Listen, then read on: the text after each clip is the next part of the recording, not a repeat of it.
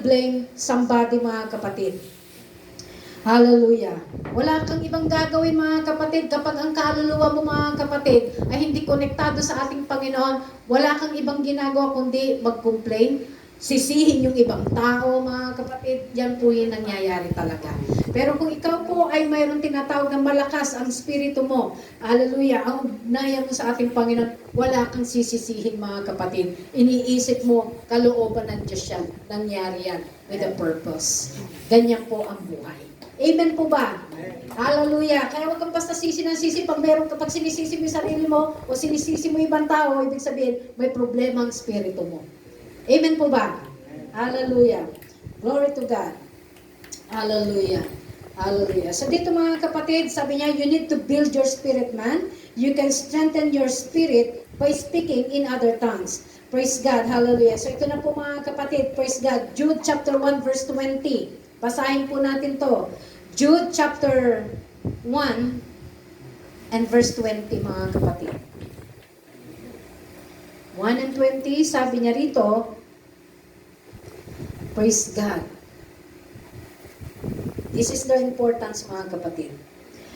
Sabi niya, ngunit kayo, mga minamahal, papagtibayin ninyo ang inyong sarili sa inyong lubhang banal na pananampalataya na manalangin sa Espiritu Santo, mga kapatid. Sa English, mga kapatid, sabi niya rito, but ye, beloved, building up yourselves on your most holy faith, praying in the Holy Ghost.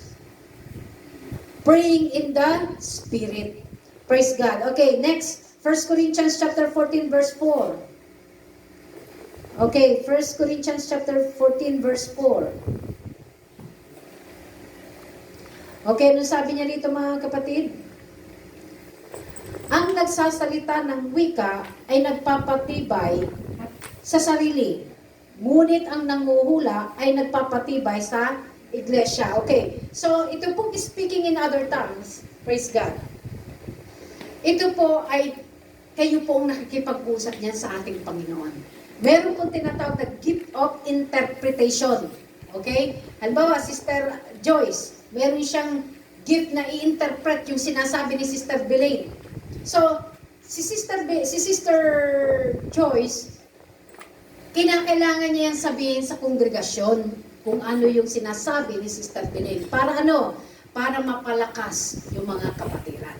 Ito po, nangyari po ito, at marami na akong napakinggan na gift of interpretation, mga kapatid.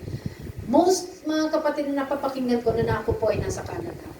At pag matindi yung flow ng spirit ng ating Panginoon, mayroong tumatayo at siya po nag-i-interpret ng sinasabi, mga kapatid, nung kapatiran na nag-speak in tongues, very loud yung pag-speak in tongues niya, at lahat po kami ay napapalakas. Bakit? Mayroon pong sinasabi yung, halimbawa, Sister Billy nag-speak in other tongues, tapos meron siyang gift of interpretation si Sister Joyce. Praise God. Yung sinasabi ni Sister Belaine, ito po ay isang bagay. It's either a warning, pwedeng warning po yan. Diba? Nag-speak in tongues, warning po pala yung sinasabi ni Sister Belaine. O di kaya encouragement sa mga nanghihina. Marami pong bagay, mga kapatid. Yung meaning, kung nagsasalita Sister Belaine ng ibang wika. Okay, pero kung wala pong merong gift of interpretation, kung wala sa church natin ang magaling na mag-interpret ng nag-speak in tongues, mga kapatid, then leave it alone. Hayaan lang natin siya makipag-usap. It is between God and you alone. Amen? Bahala ng